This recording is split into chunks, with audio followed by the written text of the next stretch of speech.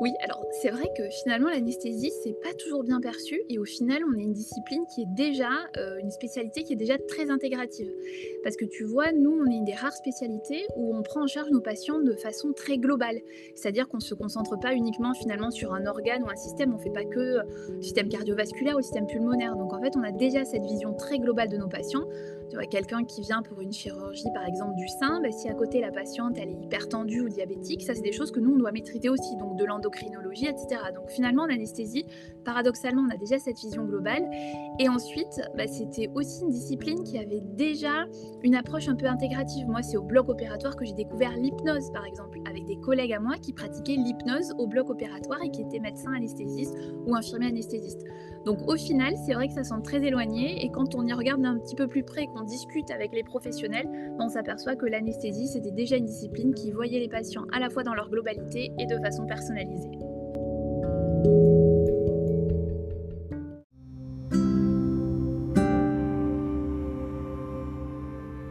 Aujourd'hui, je suis ravie de recevoir Laure Martina, docteur Laure Martina, qui est anesthésiste et qui a une approche intégrative du soin et du patient. Et ça, évidemment, chez Wounded Woman, on adore puisque c'est ce qu'on prône pour le parcours post-césarienne et post-opératoire. Docteur Laure Martina est donc anesthésiste en centre hospitalier, mais elle a aussi une formation multi- et pluridisciplinaire en santé intégrative, en phytoaromathérapie, micronutrition, santé naturelle. Elle est auteure, elle est journaliste, elle a une chaîne YouTube et elle a créé récemment un centre de santé holistique justement dédié à cette approche intégrative du soin. Et je suis donc ravie que vous découvriez son travail. Je ne vous spoil pas tout, vous allez tout découvrir. Mais on va surtout faire le point sur l'anesthésie, les différents types d'anesthésie, qu'est-ce qui se passe concrètement quand on a une anesthésie, qu'elle soit rachianesthésie, péridurale, anesthésie générale. Vous allez voir que le docteur Laure Martina va vous réconcilier avec l'anesthésie parce que je sais combien on a peur. Vous êtes très nombreux à m'avoir dit avoir peur de mourir au moment de passer au bloc. Et c'est justement là que le docteur Laure Martina entre en scène et je la remercie parce qu'après cet épisode, vous ne verrez plus du tout l'anesthésie de la même manière. Merci Laure pour ton temps et merci pour ton expérience, ton expertise et surtout de prendre aussi bien soin de tes patientes. On aimerait toutes que tu sois notre anesthésiste. Je vous souhaite un bel épisode et une belle rencontre avec le docteur Laure Martina.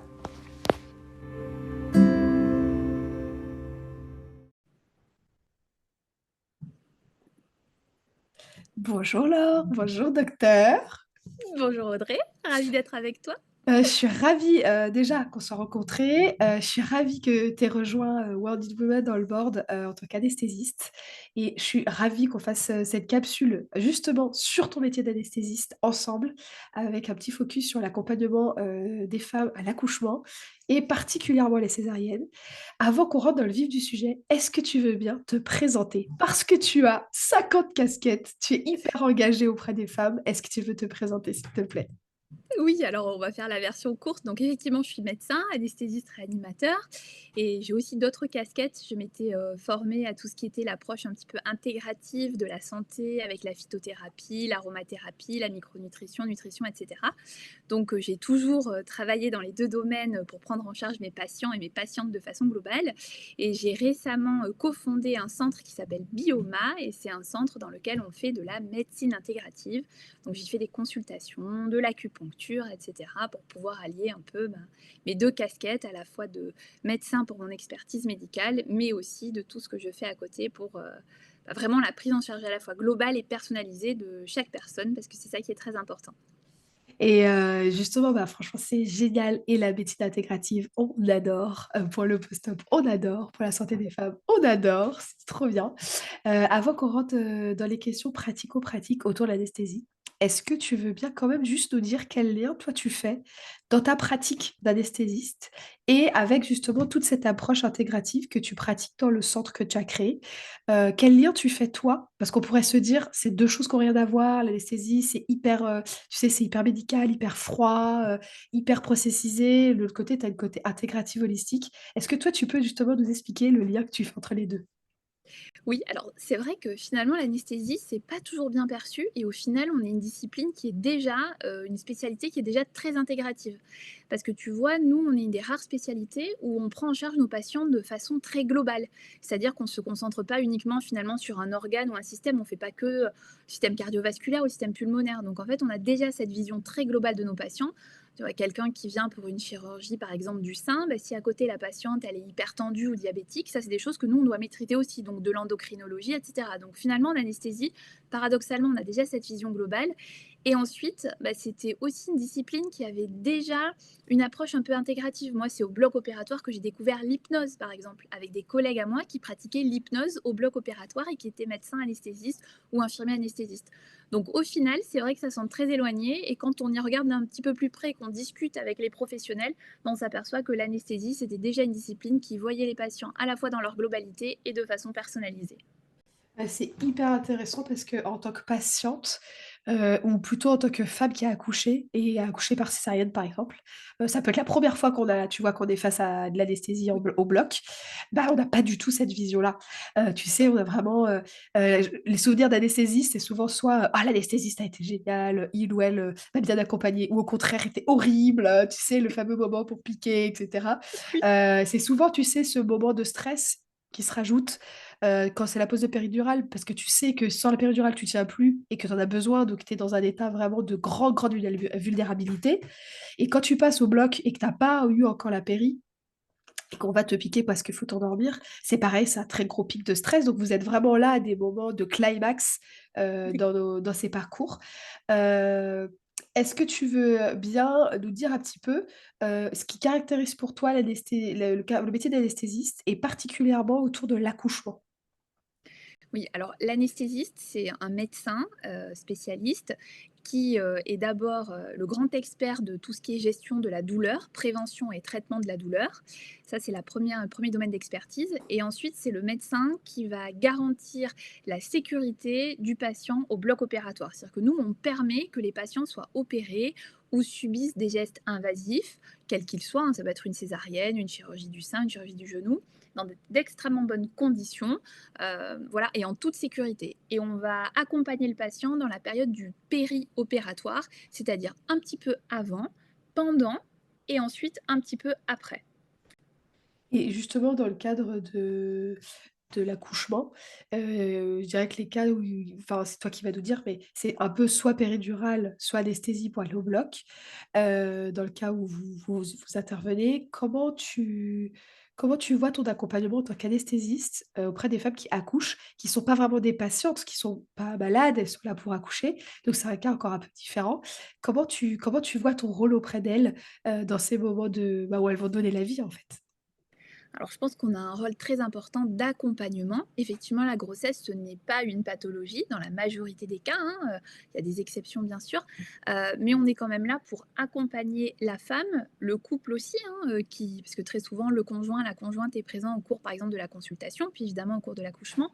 Donc on a à la fois un rôle très médical et très technique, hein, pour la gestion de la douleur, la prévention des complications, la prise en charge des complications, mais aussi de beaucoup, bah, accompagner avec beaucoup de bienveillance et c'est aussi quelque part une chance qu'on a d'être dans ces moments-là, enfin moi je trouve, parce que, bah, on arrive à un moment où, bah, une autre femme va donner la vie et on y participe aussi et ça c'est quelque chose qui est très, très beau dans notre métier et je me dis: «C'est une grande, grande chance de pouvoir le vivre» et donc d'accompagner, bah, toutes ces femmes avec, beaucoup de bienveillance, tout en restant très, carrées, très sécuritaires et cetera. Mais avoir aussi, voilà, beaucoup de bienveillance et se rendre compte de la chance qu'on a de les accompagner à ce moment-là. On y participe un petit peu finalement et ça, c'est des beaux moments pour nous aussi. Et quand tu dis accompagner avec bienveillance, qu'on se visualise bien à tes côtés, ça va être avec des mots, par exemple au moment de poser la péridurale, ça va être, les mots que tu vas pouvoir prononcer quand on arrive au bloc, parce que parfois quand on part en césar, on t'a pas vu avant, on va vous voir au bloc. Donc Oui. ça c'est ça, bah, concrètement, ça passe par quoi cette bienveillance de l'anesthésiste? Alors je pense que ça passe évidemment par le choix des mots qu'on va employer, même s'il y a des choses, par exemple, un peu difficiles à dire, bah, le fait de choisir les mots pour les dire, la personne en face, elle va recevoir les choses d'une façon complètement différente. Donc le choix des mots est très important. Il y a l'attitude aussi. C'est sûr qu'un sourire, hein, on a beau avoir les masques, bah, on le sait, on l'a vu pendant le Covid, si on sourit, ça se voit quand même dans nos yeux. Donc voilà, il y a l'attitude, Le fait de poser une main sur l'épaule, de frotter un peu un bras en disant: «Ça va aller, ça va bien se passer, on est là, vous n'êtes pas toute seule». Voilà, c'est des petites choses qui vont faire toute la différence, voilà et qui vont permettre, de faire preuve de bienveillance et moi, c'est ce que je suis déjà passée au bloc opératoire plusieurs fois. Comme toi, j'ai eu des césariennes, voilà donc moi, je sais ce que c'est, hein, d'être le patient et je sais que tous ces petits gestes, ces petits mots, bienveillants, ils font toute la différence, en fait, dans la prise en charge et quand bien même il y a des choses très difficiles à vivre, si on a de la bienveillance autour, on en sort, plus facilement que si les gens sont désagréables, font la tête, sont agressifs et cetera. C'est pas ça la bonne attitude et puis on n'a pas à l'être parce qu'on est des médecins. On a fait le choix de s'occuper de patients, hein. J'ai rien contre les mécaniciens, mais les mécaniciens, ils s'occupent de voitures, donc quand ils en ont ras-le-bol, ils peuvent donner un coup de pied dans le pneu, ça change rien. Je vais Nous, la on n'a noter pas le droit de celle-là. faire ça. Voilà. Non, nous, on n'a pas le droit. On s'occupe d'êtres vivants, hein, et donc alors c'est pas toujours facile. On en parlera peut-être, hein, c'est un métier qui est difficile, qui est très exigeant, l'anesthésie et parfois aussi on est fatigué ou on vit des choses difficiles. Mais encore une fois, la bienveillance, je pense que ça doit vraiment être le maître mot de toute prise en charge, d'un anesthésiste et de tout médecin en règle générale. Oui, surtout que quand on nous endort en AG, en anesthésie générale, on a une perte de contrôle totale et puis la peur aussi de se dire: «Est-ce que je suis endormie? Est-ce que je vais sentir quelque chose? Est-ce que l'anesthésie va marcher?» Quand on a la péridurale, je sens plus mes jambes ou plus trop mes jambes. Ça peut faire peur, en fait, Oui. aussi. Et ça demande aussi, quelque part à lâcher prise totale, envers vous. Est-ce que tu peux juste expliquer un petit peu, heu avant de parler de la césarienne et comment ça se passe au bloc, les différents types d'anesthésie, est-ce que tu peux expliquer un petit peu pourquoi on doit faire le dos rond pour mettre la péri? Alors, c'est purement mécanique. Moi, je dis toujours, hein, la pose de péridurale, la réalisation du geste et son efficacité, c'est moitié du travail de l'anesthésiste, moitié du travail de la maman. Pourquoi? Parce que, le dos, c'est des vertèbres qui sont empilées les unes au-dessus des autres, hein. On le sent quand on met sa main dans le dos, on sent, donc ce sont des os. Nous, en tant qu'anesthésiste, quand on est placé donc dans votre dos, il faut qu'on arrive à passer entre 2 vertèbres, ici, là. On a beau être le meilleur anesthésiste du monde, on ne peut pas traverser l'os. Donc le seul moyen de pouvoir passer, c'est que les petites vertèbres, hein, je simplifie un petit peu, elles s'écartent. Qui peut écarter les vertèbres?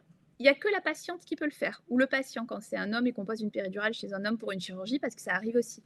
Donc en fait, le seul moyen, nous, de pouvoir passer, c'est la maman qui va prendre la bonne position. Et alors ça, c'est de la théorie, parce qu'après en pratique, quand Une on a un contraction. ventre, Ouais, voilà, voilà. des contractions et le ventre aussi, on a plutôt tendance à être un petit peu cambré. Alors, moi, je vais donner mon astuce. Je dis toujours, toujours aux mamans, je dis: «La position, elle est extrêmement simple. Ne vous prenez pas la tête, imaginez l'ado de 16 ans avachi sur le canapé». Et en fait, quand on s'avachit, si je me mets un petit peu de profil et là, je me tiens bien droite et si je me mets de profil et que je m'avachis complètement, mettez la main dans le bas du dos quand vous faites le mouvement, vous allez voir que le bas de votre dos, il s'arrondit complètement. Et en fait, quand il s'arrondit, je fais simple, hein, mais les vertèbres du bas, elles s'écartent un petit peu. Et nous, on arrive à passer beaucoup plus facilement. Donc 50% de la réussite de la péridurale, c'est vraiment la position. Et après, c'est sûr que ça en reste encore une fois de la théorie, parce qu'il y a les contractions, il y a le fait aussi que on a le ventre qui est donc très développé en avant, donc ça facilite pas de faire le dos rond. Au contraire, on a plutôt tendance à se cambrer. Donc il faut accompagner la maman. C'est vraiment poser une péridurale à une femme enceinte. On est en duo, hein. C'est pas le grand docteur d'un côté et la petite patiente qui fait ce qu'on lui dit, pas du tout. C'est du travail ensemble. C'est je communique, je dis quand j'ai une contraction comme ça, l'anesthésie s'arrête. On piste les quelques secondes ou la minute où la contraction s'arrête ou dès que la contraction commence à descendre, la patiente nous le dit, là on se repositionne, on a c'est ce que je vais dire quand je dis on a une fenêtre de tir, mais c'est vraiment ça, hein. Et donc c'est vraiment un grand échange, c'est beaucoup de communication et au final c'est du travail d'équipe. Là on est vraiment dans un vrai duo quoi. Ah, j'adore surtout qu'en fait, à ce moment-là, nous, on est ailleurs, quoi. En général, quand tu poses la péri, on est déjà un peu dans le vortex, on est déjà un peu parti, quoi. Donc c'est génial et j'imagine que du coup, Ça, c'est dommage, on nous l'explique jamais comme ça. Tu sais, c'est plutôt le côté bougez pas et cetera. Tu comprends pas, en fait, concrètement. Alors là, c'est génial parce que du coup, on comprend très, très bien. C'est quelque chose que j'imagine tu expliques dans la réunion Oui, avec l'anesthésiste qu'on a, enfin la le rendez-vous, pardon, qu'on a avec oui, l'anesthésiste avant, dans le parcours de oui. grossesse. J'imagine que c'est quelque chose que tu expliques à ce moment-là pour qu'au moment où on sera déjà un peu ailleurs, on se rappelle les petites vertèbres et se dire: «OK, je fais le dos rond». Exactement. Alors même moi, je vais même beaucoup plus loin, c'est que je leur donne du travail aux mamans. C'est que quand je les vois en consultation d'anesthésie, donc effectivement, à la consultation qu'on fait avant l'accouchement, normalement, pour préparer tout ça, discuter de la péridurale, est-ce que la maman la souhaite ou pas, est-ce qu'il y a une indication à la mettre préférentielle pour des raisons médicales, par exemple. Donc tout ça, enfin, on en parle lors de la consultation d'anesthésie. Donc je leur explique évidemment là tout ce que je t'ai montré. Je leur fais aussi le dos rond, on parle ensemble. Il y a une position, et ça c'est une autre petite astuce qui facilite aussi la pose de péridurale, c'est d'être assis en tailleur. Donc moi très souvent, je demande aux mamans de s'asseoir en tailleur. Et c'est pour ça que je les fais travailler. Je leur dis, bah là, dès maintenant, quand vous allez sortir de mon bureau, une fois par jour, vous allez vous asseoir au milieu de votre lit et vous allez essayer de vous mettre en tailleur. Vous allez essayer de faire le dos rond là, de faire la position, avachie de l'adolescent de 16 ans ou 15 ans. Voilà, et comme ça, vous allez vous entraîner. Et ça, c'est des petites choses, enfin, comment dire? J'ai pas l'impression de faire de la très grande médecine très scientifique, mais ça fait toute la différence quand Ah on bah vient oui, poser la péridurale à 2 heures du matin.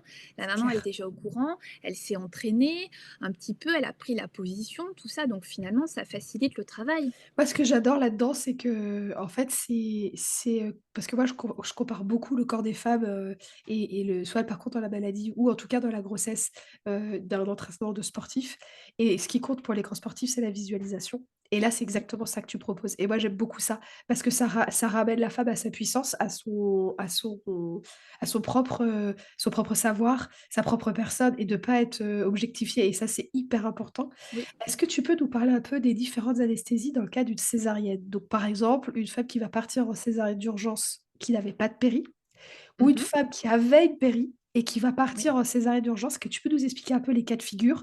Pourquoi vous prenez ces décisions et ce que ça peut engendrer pour les femmes, par exemple?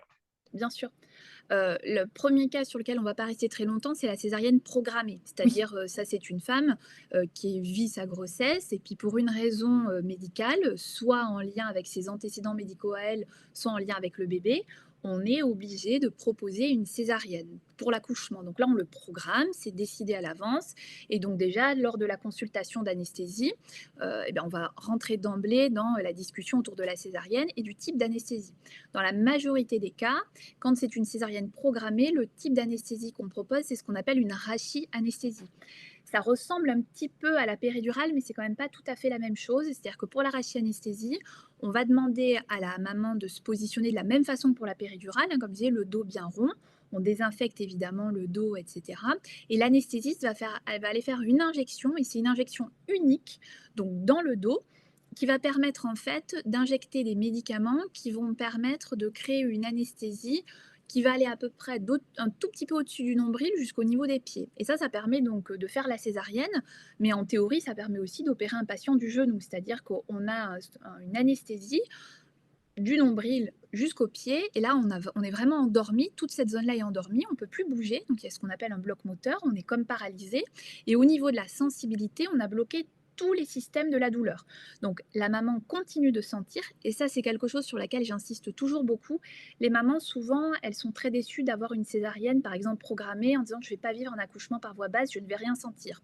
Alors là, je dis faux. La césarienne, même programmée sous anesthésie, il n'y a pas de douleur, mais on sent tout. Ça Ouais. tire, c'est pas agréable. On peut décoller de la table, voilà, on va chercher le bébé. Ça reste quand même, quand je dis violent d'une certaine manière, c'est vrai, il n'y a pas du tout de douleur, mais ça secoue. Moi, j'ai une maman qui m'a dit ça brasse, ça brasse. Oui, ça brasse, c'est le gros bouillon. Donc finalement, elle va vivre aussi l'accouchement. Voilà, donc ça, c'est la première technique. Ça permet de faire la césarienne programmée. Dans la majorité des cas, on passe par ce qu'on appelle une rachianesthésie. Ensuite, il y a le deuxième cas de figure. Il y a la maman à qui on a posé la péridurale. On était parti pour lui faire, enfin, la laisser accoucher par ce qu'on appelle voie basse, voie naturelle.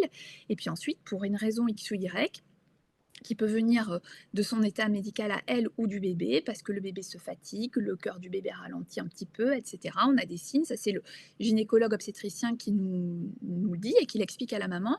on doit passer en césarienne. Et donc là, on a 3 cas de figure. Le cas de la césarienne code rouge, ça c'est l'urgence absolue, c'est-à-dire que chaque seconde perdue fait perdre des chances pour la maman et pour le bébé, et où, hein, en fonction de l'origine du problème. Après, il y a la césarienne code orange. Là, il faut que le bébé sorte dans un délai, on dit moins de 30 minutes, hein, Ouais. c'est-à-dire qu'on a un peu plus le temps, il faut aller.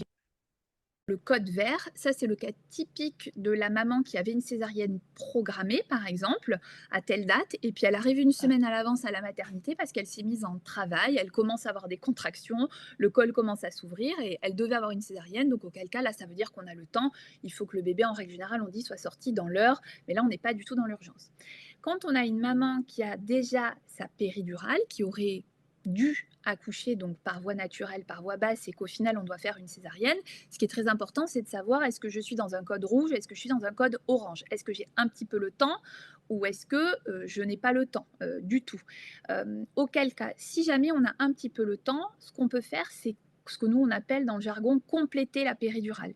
C'est-à-dire qu'on va aller injecter dans la péridurale, on ne repique pas, hein, on se sert du dispositif qui est en place, un médicament qui est, je vais simplifier un peu, plus fort et qui permet d'obtenir une qualité d'anesthésie qui permet la césarienne, c'est-à-dire une véritable chirurgie. Donc là, on va injecter un médicament qui est en général la lidocaïne adrénalinée à une certaine dose et ça va faire un petit peu la même chose que ce que j'ai expliqué pour la rachianesthésie, c'est-à-dire que on va avoir un bloc moteur, la maman pourra plus bouger les jambes et on aura un blocage de la sensation de la douleur, ce qui va permettre de réaliser la césarienne. Ça, c'est quand on a effectivement un petit peu le temps. Quand on n'a pas le temps malheureusement et qu'il faut aller très très vite, même si la maman a déjà sa péridurale en place, le plus souvent on est obligé de faire une anesthésie générale. Pourquoi? Parce que ce que je vous ai expliqué de compléter la péridurale, quand on a un petit peu le temps, ça prend quand même quelques minutes. Il faut laisser quelques minutes pour que le médicament agisse. Et comme je l'ai dit au début, le code rouge, on ne les a pas ces quelques minutes. Chaque seconde perdue, c'est de la perte de chance. Donc il faut aller au plus vite. Et auquel cas, quand c'est un code rouge, hein, c'est-à-dire que c'est une extraction fétale immédiate, c'est comme ça qu'on dit dans le jargon, il faut aller très très très très vite. Là, auquel cas, la technique d'anesthésie qui permet cette extraction fétale la plus rapide, c'est l'anesthésie générale. Et auquel cas, entre guillemets, on oublie la péridurale qui était en place et on passe sur un autre mode d'anesthésie qui est l'anesthésie générale, c'est-à-dire devoir endormir la maman en entier. Et ça, pardon, ça se présente comment? Parce que du coup, tu la repiques? Alors non, en fait, dès que les mamans arrivent à la maternité pour accoucher, on leur pose obligatoirement ce qu'on appelle une voie veineuse dans la main, dans le bras, une perfusion. Ça, elles l'ont, hein. Même les mamans qui souhaitent accoucher dans les salles nature, sans péridurale, hein, parce que ça c'est un choix, c'est tout à fait envisageable. En règle générale, on leur demande quand même d'avoir et on leur met pas la perfusion avec le fil, on met ce qu'on appelle un petit bouchon au bout, mais qu'on ait ce qu'on appelle une voie veineuse périphérique, qui est un accès veineux d'urgence où on pourra passer tous les médicaments en urgence en cas de besoin. Donc la maman, elle a cette perfusion qui est en place. En fait, on l'amène au bloc de césarienne, donc c'est-à-dire dans la salle, hein, on ne fait pas de césarienne dans les salles d'accouchement. On est obligé d'aller au bloc opératoire et dans la plupart des établissements de santé, il y a une salle qui est dédiée à la césarienne et voilà, au bloc, ce qu'on appelle le bloc obstétrical. Et donc là, on va faire une anesthésie générale. Donc l'anesthésie générale, comment ça va se passer? Ça va être d'abord faire respirer la maman dans un masque avec de l'oxygène. C'est de l'oxygène pur, hein. Il y a 21% d'oxygène sur Terre, là, dans la pièce dans laquelle on respire toutes les deux. Nous, on amène 100% dans le masque. On la fait respirer un petit peu. On lui demande de prendre des grandes inspirations. Et très rapidement, dans la perfusion qu'on avait posée, on va aller injecter les médicaments qui vont permettre de l'endormir et donc d'avoir une anesthésie générale qui va permettre de sortir le bébé le plus vite possible. D'accord. C'est hyper important tout ce que tu dis parce que c'est tout ce qui est jamais expliqué. C'est tout ce qu'on nous débriefe jamais et ça crée des traumas, hein, comme tu le sais. Donc je te Oui. remercie énormément de raconter tout ça, de nous expliquer. J'imagine que quand toi tu le fais, le moment de la respiration dans le masque, j'imagine que c'est là où tu expliques à la maman ce qui va se passer. Tu la préviens qu'elle va être endormie. Est-ce que tu as toujours le temps de la prévenir? Alors, Le temps, on l'a toujours parce que, de toute façon enfin, je vais revenir un peu en arrière. D'abord, je pense que la césarienne doit quand même être envisagée à la consultation d'anesthésie. Moi, c'est quelque chose que je fais systématiquement, comme on dit, à froid, c'est-à-dire la première consultation quand on rencontre les mamans pour discuter, par exemple, de la péridurale. Moi, j'envisage toujours à la consultation la possibilité d'une césarienne et je dis toujours à la maman: «Bah, si vous avez une péridurale et qu'il n'y a pas d'urgence absolue, on pourra se servir de votre péridurale. Si jamais par contre on se retrouve dans une situation où il faut aller très très vite, bah, auquel cas on vous endormira. Et je dis toujours, voilà, je vous en parle, ce n'est pas pour vous faire peur du tout. Alors j'ai des mamans qui me disent, ah, bah, attendez, je ne veux pas savoir, qu'est-ce que vous me dites, moi je ne suis pas malade et ça. Et je dis toujours, enfin je prends cet exemple-là, je dis, si là vous êtes en face de moi, que je vous ouvre la porte, que c'est tout noir et je vous dis, bon bah allez-y, avancez tout droit, là, débrouillez-vous. Ça va faire peur. Si par contre je vous ouvre la porte, c'est le même tout noir, mais que je vous dis, alors vous allez compter dans votre tête 20 pas. Au bout de 20 pas, vous tournez une fois sur la droite, vous tendez la main, il y a une porte, vous l'ouvrez et là, c'est la lumière. Bah, soyons honnêtes, quand il va falloir vous lancer, si vous avez eu l'info avant, vous aurez quand même un peu peur de vous lancer dans le noir. Mais vous aurez moins peur que si je ne vous ai pas expliqué avant. Et c'est pour ça que c'est très important dès la consultation d'anesthésie, sans dépeindre un tableau noir, sans dire que ça va se passer, mais de simplement dire c'est une possibilité. Et si ça survient, d'une part, vous êtes informé, d'autre part, on est là, vous n'êtes pas toute seule. Moi, je sais que ça peut arriver. Mon travail en tant qu'anesthésiste, je l'ai dit une fois à un patient qui rigolait, je lui ai dit, bah, mon travail, c'est de vous garder en sécurité et d'anticiper les emmerdes. C'est pas politiquement correct, mais c'est la réalité. Si je sais tout ce qui peut se passer en théorie, les complications, etc., moi, j'ai déjà tout de prêt pour essayer de tout anticiper et de vous garder en sécurité. Donc voilà, c'est ça, c'est expliquer à la maman que ça peut arriver déjà lors de la consultation d'anesthésie. Et ensuite, on n'en reparle pas forcément.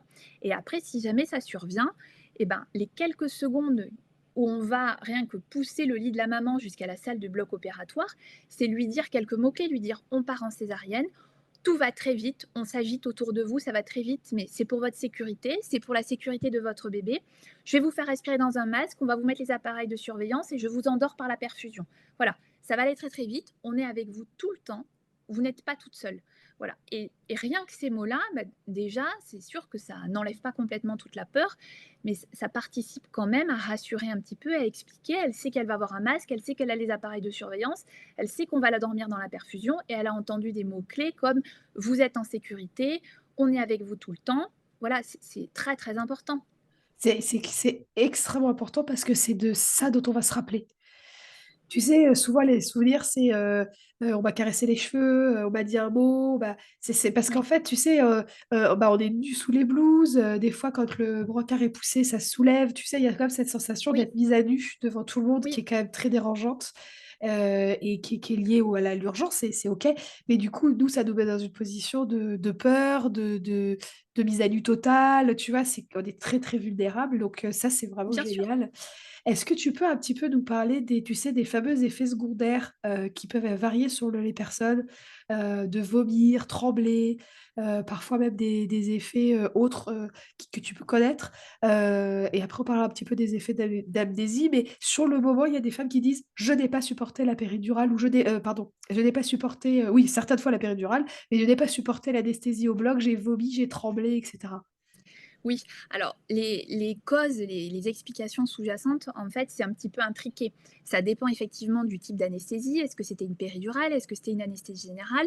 Par exemple, on sait que, les médicaments qu'on utilise pour l'anesthésie générale et l'anesthésie générale elle-même, elle est pourvoyeuse de nausées et vomissements post-opératoires. Ce que nous, on appelle dans le jargon les NVPO, nausées, vomissements post-opératoires. On a certains médicaments qui sont utilisés, qui exposent plus et d'autres qui exposent un peu moins. Ensuite, il y a des facteurs de risque individuels.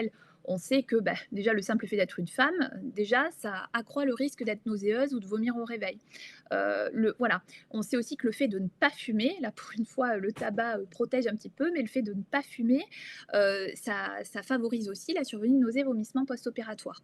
Il y a le fait d'être à jeun aussi, quand on est à jeun depuis un certain temps, ça peut aussi favoriser la survenue de nausées, etc. Tout ce qui est tremblement, très souvent, qu'on peut avoir pareil en post-opératoire, c'est très souvent lié, en fait, au fait que notre anesthésie, elle modifie notre thermostat, dans notre cerveau. On a un thermostat qui gère, ce qu'on appelle la thermorégulation, hein. On est des êtres, on nous dit qu'on est des homéothermes, c'est-à-dire que nous, notre température, elle est finement régulée. Notre corps, il essaye toujours de nous maintenir à peu près à 37 degrés. Et donc nos médicaments de l'anesthésie, une anesthésie peut perturber de façon transitoire évidemment, ce thermostat central qui va déclencher des tremblements qui sont en fait des frissons, alors même que la température s'est pas forcément modifiée. Il peut y avoir le froid aussi. Il fait très froid dans les blocs opératoires. Pour des histoires d'hygiène, de lutte contre les germes, etc., la température dans les blocs, elle est régulée et elle est autour de entre 17 et 19 degrés en règle générale. Souvent, c'est ce qui Euh, saisit d'ailleurs. C'est ce qui nous saisit voilà, c'est ça. d'ailleurs, c'est l'entrée dans une pièce très froide. Dans une pièce très froide, avec, comme tu le disais très justement, des patientes, des femmes ou des hommes quand c'est pour une chirurgie autre que de la gynécologie ou de l'obstétrique, qui sont, dénudés. Ils ont une petite chemise, un drap. Alors après, on a des moyens pour réchauffer, on a des couvertures, et Oui. cetera. Mais voilà, donc il y a aussi le fait, par exemple, d'avoir, froid, hein. Ça, c'est tout à fait possible aussi d'avoir réellement froid au bloc opératoire. Oui, parce que toi, tu dis, post-opératoire, moi, je te parle d'effets immédiats. C'est-à-dire de femmes qui Immédiat. sont attachées au bloc, bah, on nous attache les bras et les pieds. Déjà, ça, c'est un truc qu'on nous dit jamais, donc ça Oui. choque aussi beaucoup. Le froid, les néons, les attachés, et c'est souvent quand on est attaché qu'on va se vomir dessus, qu'on va trembler. Moi, je sais que, par exemple, je faisais des bonds, sur la table. Je comprenais pas, mon corps était je faisais des tremblements de folie. Je pense effectivement c'est lié au choc de température aussi, mais c'est vrai que c'est souvent des choses qu'on nous explique pas, après. On sait pas pourquoi on a réagi comme ça, et on se demande si on est tout seul, tu vois, à avoir eu cette réaction, quoi. Non, et puis il y a le stress aussi, hein. Il y a quand même, c'est enfin, je veux dire, c'est assez violent, hein, de devoir se retrouver au bloc opératoire, d'avoir une césarienne quand rien n'était prêt, pour peu que ça se fasse dans l'urgence parce qu'il y a un souci avec le bébé qui se fatigue, ou il y a des paramètres qui nous font dire que là, il faut aller très très vite. Donc c'est quand même très stressant, et donc on a aussi, bah, toutes les réactions de notre organisme en lien avec une agression violente, et un facteur de stress violent. Donc ça peut se manifester par des saignements, ça peut se manifester aussi, bah, par des vomissements, et cetera. Comme quand on subit un stress, dans la vie, courante, hein, un choc émotionnel, c'est un véritable choc aussi quand on n'y est pas forcément préparé ou que ça arrive d'un coup. On se sent impuissant. Comme tu le disais, il faut faire confiance à tout le monde, autour de soi, des gens qu'on ne connaît pas forcément. Les équipes médicales, on ne les connaît pas forcément non plus. Donc, tout ça, c'est aussi, une forme d'agression en quelque sorte, même si on est obligé d'y passer. Voilà, on subit une forme d'agression, et tout ça, ça peut contribuer à des effets, bah, comme, tout d'un coup mal à la tête, comme envie de vomir, comme des tremblements aussi. Et tu sais, comme qu'on en parle, il y a des cas, la littérature dit que ça toi tu sais mieux que moi, mais la littérature, j'avais lu des rapports du SIAD et d'autres qui expliquaient que la entre 0 et 17 la péridurale ou l'analgésie ne va pas fonctionner. Il y a quand même des cas, les déclarations dans le dernier rapport du SIAD, c'est 10 des césariennes déclarent avoir ressenti une douleur insupportable. Donc en gros, elles n'étaient pas anesthésiées ou en tout cas, ça n'avait pas fonctionné. Est-ce que tu peux nous expliquer un petit peu si en quelques mots, tu peux expliquer pourquoi? Et pour toi, quel est le protocole dans ces cas-là? Parce que, le docteur Thierry Hervé, dans l'épisode, a bien expliqué qu'il y a le test de la pince. Si la patiente réagit, la dame réagit, c'est qu'elle est pas assez anesthésiée. Dans ce cas-là, il faut attendre. Comme tu disais, le fait qu'une péridurale complétée, soit bien complétée. Il y a malheureusement des «ratés» entre guillemets, des femmes qui sont ouvertes à vif et même d'ailleurs des femmes qui sont ouvertes à vif et qui sont endormies d'un coup, qui se réveillent avec, toujours cette impression qu'elles sont en train de mourir. Est-ce que tu peux juste un petit peu nous expliquer ce qui se passe? J'imagine que pour vous, c'est un cas, terrible parce que ça doit être très compliqué. Est-ce que tu peux un peu nous expliquer, alors je parle pas du fait où l'anesthésiste n'a pas été appelé pour compléter ou pour faire un acte, parce que Oui, ça, oui. ça arrive aussi. Je parle vraiment de l'acte où potentiellement tu as fait ce que tu avais à faire et ça fonctionne pas, quoi. Alors, je pense qu'il faut déjà revoir un petit peu dans quelle situation on se place. D'abord, il est primordial de ne se servir d'une péridurale pour faire une césarienne que si on est certain que la péridurale fonctionnait au préalable. C'est-à-dire, est-ce que quand la maman, on a posé notre péridurale, et est-ce que quand la maman a continué son travail avec les contractions, etc., est-ce qu'elle était soulagée par la péridurale? Est-ce qu'elle était soulagée de façon symétrique? Parce que parfois, et ça on ne le maîtrise pas, on a des péridurales qu'on dit latéralisées, c'est-à-dire que la maman ne sent plus les contractions du côté droit, mais les sent du côté gauche. Évidemment, ça, c'est pas une péridurale qui est utilisable pour faire une césarienne. Donc, la première étape, j'ai envie de dire avant toute chose, c'est d'être certain que déjà la péridurale était fonctionnelle de façon correcte avant même qu'on envisage la césarienne. Et ça, c'est une question qu'il faut se poser. Même si on ne parle pas de césarienne, moi, en tant que médecin, je repasse toujours pour voir si ma péridurale fonctionne correctement. Pourquoi? Parce que derrière, j'ai toujours dans la tête de me dire si j'ai une césar, est-ce que je peux compter sur cette péridurale ou pas? Donc, deux solutions. Soit la péridurale ne fonctionne pas ou n'est pas satisfaisante, auquel cas on oublie. Là, la seule technique d'anesthésie envisageable, c'est une anesthésie générale. Il n'y a pas à tergiverser. La péri n'est pas suffisamment fonctionnelle pour subir un acte chirurgical tel que la césarienne. Je suis obligée d'endormir la patiente. C'est malheureux parfois parce que, évidemment, la maman ne va pas vivre son accouchement du tout de la même façon. Mais si la péridurale n'est pas fonctionnelle et qu'il faut aller vite à la césarienne, on ne peut pas la reposer, on ne peut pas se laisser le temps de voir si la deuxième fonctionne bien. Donc, on va faire une anesthésie générale. Ensuite, cas de figure où on a notre péridurale qui fonctionne bien. Donc là, comme je le disais, on va compléter. Si on a le temps, évidemment, si on n'est Oui, oui, pas oui, sur code rouge, hein. bien sûr. On va compléter. Là, le temps qu'on installe la patiente, qu'on fasse les désinfections, les champs opératoires, comme l'avait dit mon confrère, on est censé faire le test à la pince. Donc, on teste à plusieurs endroits pour être sûr que la maman ne sent pas. Et auquel cas, de la même façon, quand le chirurgien va inciser, je vais être un peu peut-être violente dans mes propos, mais c'est pas comme dans un film où il insiste d'un coup comme ça. Il va piquer, il va commencer doucement pour être bien certain qu'à ce moment-là, bien qu'on ait fait le test à la pince, là sur une incision qui va être une douleur un peu plus franche, la péridurale fonctionne très bien. Là, on a deux solutions. Soit ça fonctionne très bien, auquel cas on poursuit le geste chirurgical et notre péridurale fonctionne, soit ça ne marche pas. Auquel cas, encore une fois, on ne va pas tergiverser, il faut convertir l'anesthésie en anesthésie générale et on va devoir endormir la maman. Si la péridurale fonctionne bien, on peut continuer la chirurgie. Alors, les cas, il y a deux choses qu'il faut bien comprendre. Comme je le disais, le fait de faire une césarienne sous péridurale ou sous rachis-anesthésie n'enlève pas toutes les sensations. Et il y a une chose qu'il faut bien distinguer, c'est la douleur Ah des oui, oui, sensations ouais, bien du sûr. tiraillement et Et de là, ouais, l'inconfort. ouais. Là, je parle, les 10%, c'est la douleur, hein. Les 10% Voilà. dans le Et rapport, c'est la douleur, hein. C'est pas les tiraillements. oui, voilà. Donc ça, c'est déjà la première chose qu'il faut bien cadrer. Moi, je l'ai déjà eu avec des mamans qui, en fait, me disaient: «Non, j'ai pas mal, mais c'est terrible comme sensation». Ouais, bien sûr. Voilà. Donc ça, c'est une petite chose voilà, à distinguer. Ensuite, là où moi, à mon sens, en tant qu'anesthésiste, une des rares situations où on peut effectivement, quand je dis enfin tolérer, si je puis m'exprimer ainsi, le fait que, la maman rapporte que quand ils ont incisé, elle n'était pas parfaitement endormie, ça va être encore une fois la césarienne code rouge. Le code rouge, chaque seconde qui passe, c'est de la perte de chance pour le bébé si c'est un problème fœtal.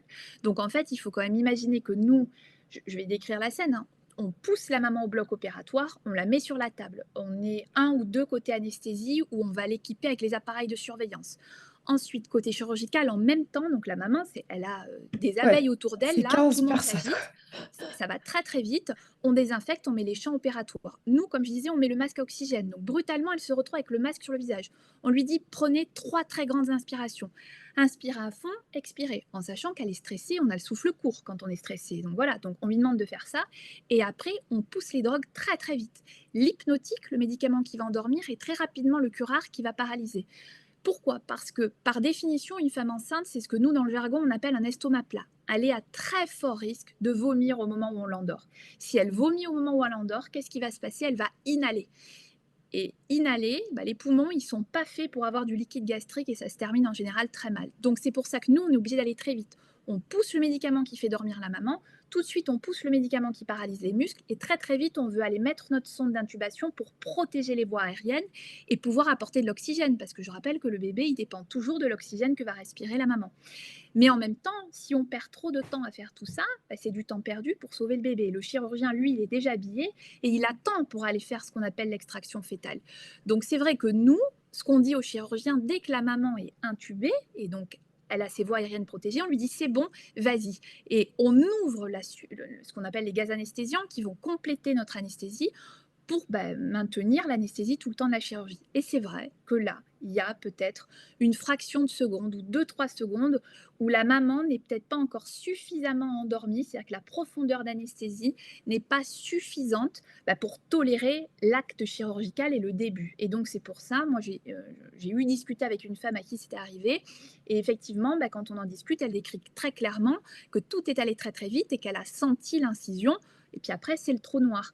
Euh, je pense que le problème, c'est toujours un défaut de communication. Si après la césarienne, l'équipe d'anesthésie, l'équipe de chirurgie va voir la maman, lui dit écoutez, tout est allé très très vite, on va reprendre un petit peu les choses parce qu'on n'a pas eu le temps de tout vous expliquer, parce qu'il fallait sauver votre bébé, parce que là, ça allait très très mal.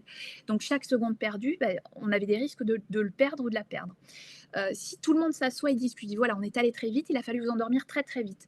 Et donc effectivement, quand on vous a endormi, il fallait sortir le bébé très très vite. Donc effectivement, il y a eu quelques secondes où potentiellement, au moment où ils ont commencé à faire l'incision, vous n'étiez pas encore dans une qualité d'anesthésie suffisante. On en est désolé, c'est extrêmement rare, mais on a privilégié le fait de pouvoir sauver votre bébé, parce que si on avait attendu peut-être 1 minute de plus, ça aurait été peut-être trop tard ou préjudiciable pour le bébé.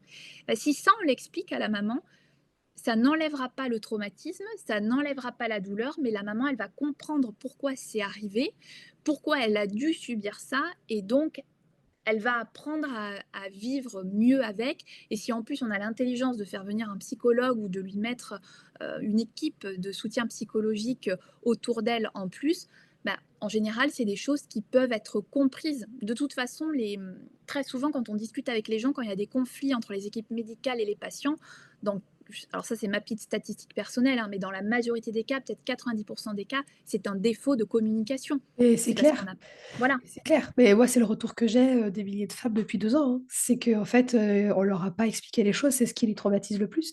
Après, dans les cas que j'ai pu recenser sur le podcast ou des cas qu'on va remonter dans ces 10%, il y a aussi énormément de problèmes de communication entre l'équipe obstétricale et l'anesthésiste. C'est-à-dire qu'en fait, c'est des anesthésistes qui sont pas rappelés. Et en fait, tu as des femmes qui sont pas assez anesthésiées. Donc ça, c'est même pas un côté anesthésie, c'est un problème de communication d'équipe, de manque de staff, d'anticipation des choses. Et donc là, on comprend très bien avec tout ce que tu as expliqué que les femmes qui ont eu des anesthésies à vif, où on a un personnel qui leur dit bah écoutez, on a déjà commencé, madame, donc on va finir. Parce qu'en fait, moi, c'est ça, hein, les retours que j'ai, où la femme dit moi, j'ai carrément perdu connaissance parce que j'ai l'impression que j'allais mourir. Ces cas-là, c'est pas les cas que tu décris. C'est-à-dire qu'il y a eu un Ah non. défaut de communication à un moment donné. Quand les choses sont bien faites, ça doit être que quelques secondes. Tu as très très bien expliqué ça. Et pourquoi c'est important? C'est pas pour aller taper sur ceux qui font pas bien les choses, même si un petit peu.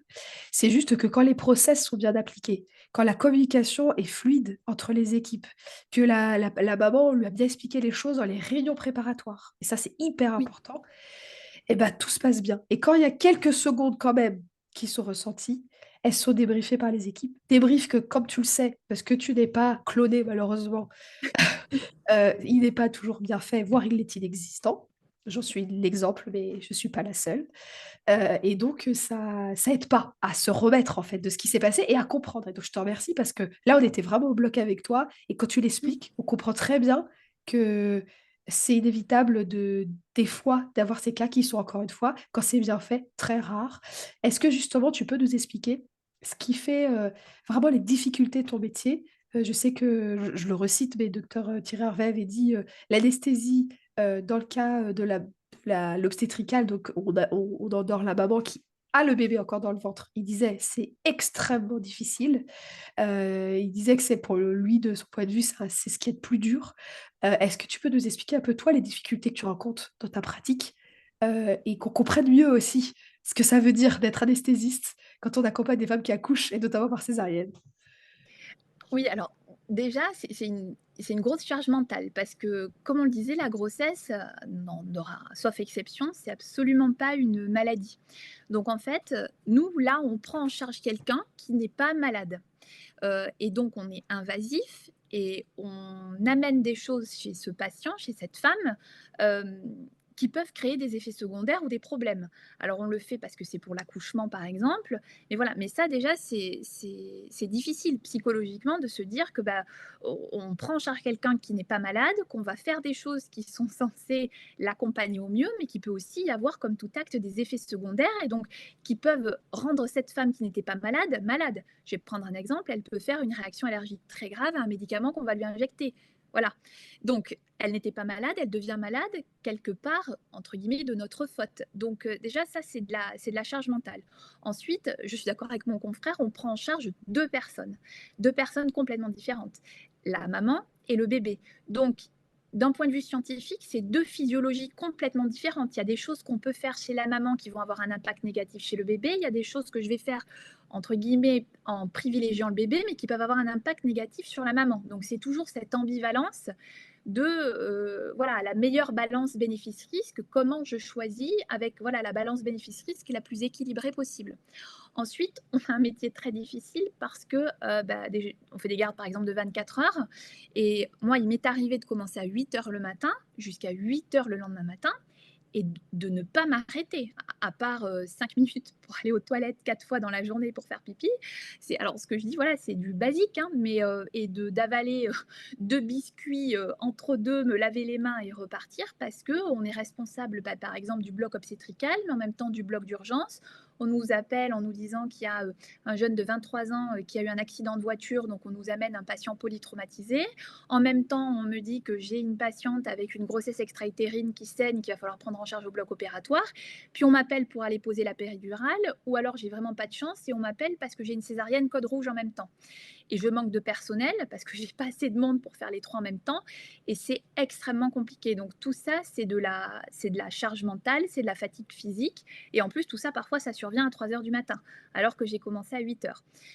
C'est le système de santé qui est comme ça, voilà, on l'accepte hein, et puis de manière on n'a pas le choix parce qu'on n'est pas assez nombreux, ni les anesthésistes, ni les chirurgiens, etc. pour pouvoir se permettre de ne travailler entre guillemets que 8 heures par jour, d'en avoir un qui ne fait que la nuit et pas la journée. Tout ça, c'est pas possible. Donc, on a un travail qui demande aussi beaucoup de connaissances théoriques, d'être à jour dans nos pratiques, d'être expert aussi parce qu'on a de la technicité, poser les péridurales, faire une rachianesthésie, poser des perfusions, etc. Savoir intuber un patient, aborder les voies aériennes dans des conditions parfois difficiles, gérer les. Donc, tout ça, c'est. Voilà, moi j'adore mon métier, mais c'est vrai que c'est un métier qui est quand même difficile. Dans la majorité des cas, tout se passe très bien, donc bah, voilà, on passe la journée, mais parfois quand c'est dur, bah, ça peut être très, très dur. Et puis parfois, bah, il y a des histoires tristes quand, on fait de la gynécologie cancérologie, qu'on accompagne des patients, qui ont des cancers. Quand on voilà, dans les histoires tristes, quand on reçoit une femme, bah, pour une césarienne code rouge et que finalement on n'arrive pas à sauver le bébé, bah, c'est très évidemment, c'est terrible pour la famille, mais nous, on n'est pas des robots, hein, donc on essaye, on nous apprend de voilà, le bouclier, la façade, ça, c'est de la grande théorie. Heu, en pratique, les équipes en sortent détruites, tout le monde est très, très triste et derrière et la difficulté, c'est que, bah, derrière, il faut repartir. C'est que même s'il est 2 heures du matin et que toutes les équipes viennent de subir quelque chose de très dur, on accompagne la patiente et cetera. En fait, derrière, on ne peut pas dire: «Bon, bah, chacun rentre chez soi là et on va avoir une autre équipe qui va venir nous relayer». Non, il faut continuer la journée ou la garde la nuit avec les autres urgences, entre guillemets, «comme si de rien n'était». Donc Et aller faire de une péridurale à une femme, exact et être avec toute la bienveillance, la joie, le parce qu'elle est pas, au courant de ce qui s'est passé avant et elle a pas à le et qu'elle porter. a pas à le savoir Ouais, bien et sûr, elle ah a bien pas à en sûr. subir les conséquences non plus et heureusement, elle vient pour, accoucher ou pour un autre problème et cetera, voilà et donc c'est vrai et ça, clairement, on ne nous l'apprend pas sur les bancs de la faculté de médecine, on l'apprend sur le tas, on est un peu formé quand on a de la chance et encore en anesthésie-réanimation, on est une des rares spécialités, il y a beaucoup de compagnonnage, donc on est très accompagné par nos chefs tout au cours de notre internat, donc on arrive un peu plus armé que d'autres spécialités, je pense, pour vivre tout ça. Mais voilà, on a un métier qui est merveilleux, voilà, et on maintient les gens en sécurité, on les accompagne, on leur permet de subir parfois des chirurgies très invasives qui vont leur sauver la vie sans douleur, etc. Donc moi, je trouve que c'est un très très beau métier, mais c'est un métier qui est exigeant qui est pas toujours facile. Ouais, qui est très dur. Waouh, tu m'as fait aimer l'anesthésie et les anesthésistes. Je te remercie parce que, encore une fois, c'est souvent dans ces parcours et surtout pour la césarienne d'urgence, parce que quand tu es malade et que tu te fais opérer, tu as tout le temps qu'on te parle et qu'on t'explique. Dans les césariennes d'urgence, comme tu l'as très bien expliqué, on n'a pas le temps. C'est vrai que les équipes sont en stress et des fois, ils oublient de communiquer aussi. Et c'est hyper important de voir que quand on fait bien les choses, comme tu l'as expliqué, bah, ça peut bien se passer, que quand même il y a des petits trucs, qui bon, sont pas parfaits et ben, on accompagne mieux la personne, la patiente, la femme, en tout cas là, dans le cas qui est le nôtre. J'avais une dernière question à te poser. La seule chose que j'ai oublié de te demander, enfin on n'a pas répondu, tu sais, c'est l'effet d'amnésie. Qu'est-ce qui fait qu'on a ces petits effets d'amnésie, de trou noir, de flou? Est-ce que tu peux juste expliquer et dire, voilà, que c'est normal et que voilà, juste expliquer parce que ça perturbe beaucoup aussi, parce qu'on sait plus si on imagine ou si ça s'est produit, tu sais? C'est bizarre. Donc, pour ce qui est de l'effet amnésiant, c'est d'une anesthésie, c'est clairement en lien avec les médicaments qu'on utilise. On sait que parmi les effets de nos médicaments qui sont en particulier les médicaments hypnotiques, hein, ceux par exemple qui font dormir, bah, ils agissent sur certains récepteurs du cerveau qui sont situés dans certaines zones du cerveau comme En lien avec la mémoire. Et donc, c'est pour ça que nos médicaments d'anesthésie ont, parmi leurs différents effets, un effet amnésiant. Et c'est pour ça que on oublie, entre guillemets, une partie de tout ce qu'il y a autour, en particulier de la phase d'endormissement. Et puis surtout qu'on mémorise absolument pas ce qui se passe pendant la chirurgie. Moi, je vais vous raconter une petite histoire.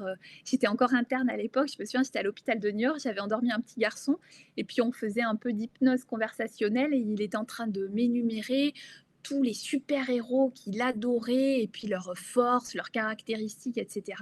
Et en même temps, j'endors l'enfant. Et pour la petite histoire, quand il s'est réveillé en salle de réveil, il a repris la conversation où on l'avait laissé. Il a repris, voilà. Donc, il en était resté sur jusqu'où il en était. Il ne mémorise évidemment pas du tout la partie chirurgicale. Et puis après, quand il se réveille, il a repris à peu près là où on en était avant que je commence à lui injecter les médicaments qui allaient l'endormir. D'accord. Ah, c'est hyper important. Parce qu'encore une fois, tu vois, le fait d'expliquer, ça pose des mots, on visualise, on comprend mieux. Et comme tu dis, c'est un duo, c'est-à-dire que c'est pas parce qu'on est la patiente qui accouche ou la patiente ou la femme qui accouche qu'on n'a pas à être sachante de ce qui se passe et de ce qui s'est passé pour nous. Et donc, je te remercie vraiment beaucoup pour tout ça.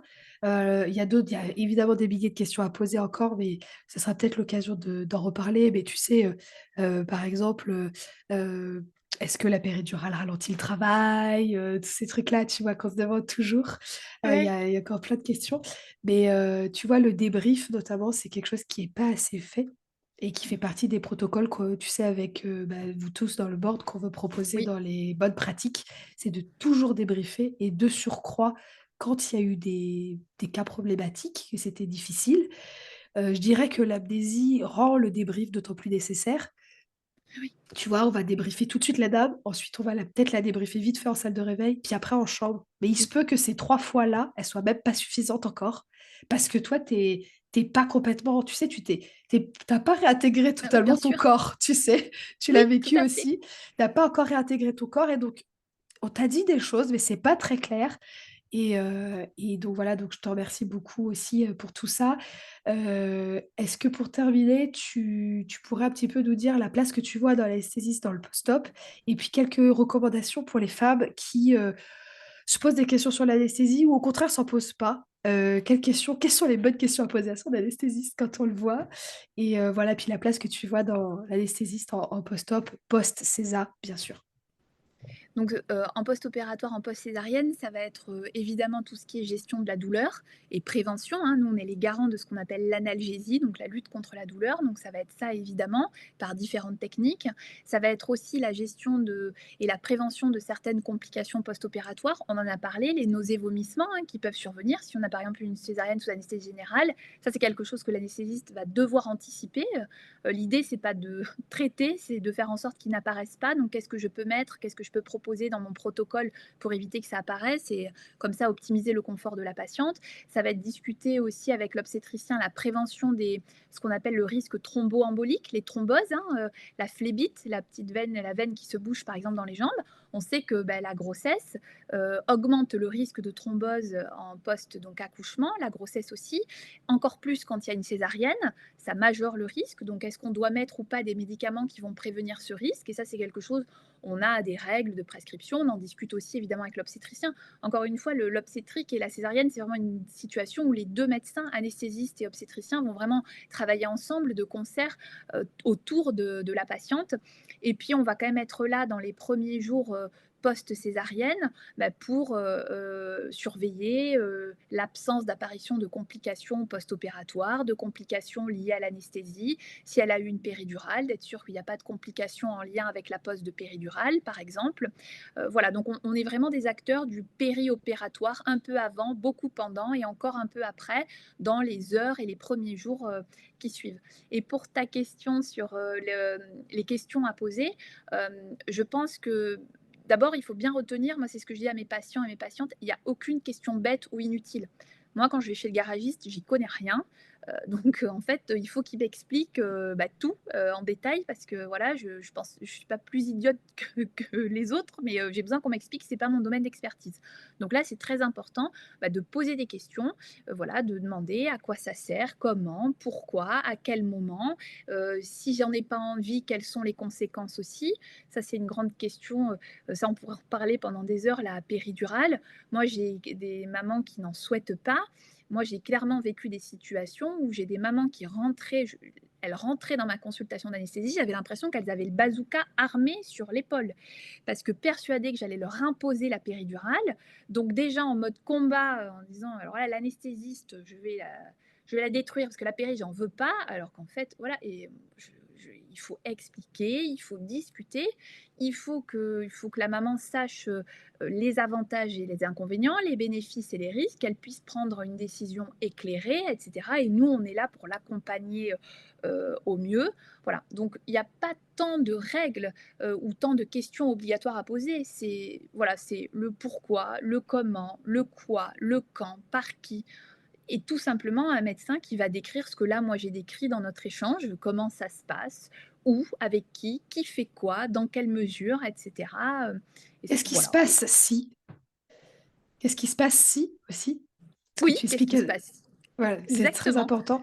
Et moi, ce que je retiens, c'est que vous êtes vraiment les gardiens de la sécurité, du zéro douleur Oui, et du confort pour ce qui oui. doit se passer.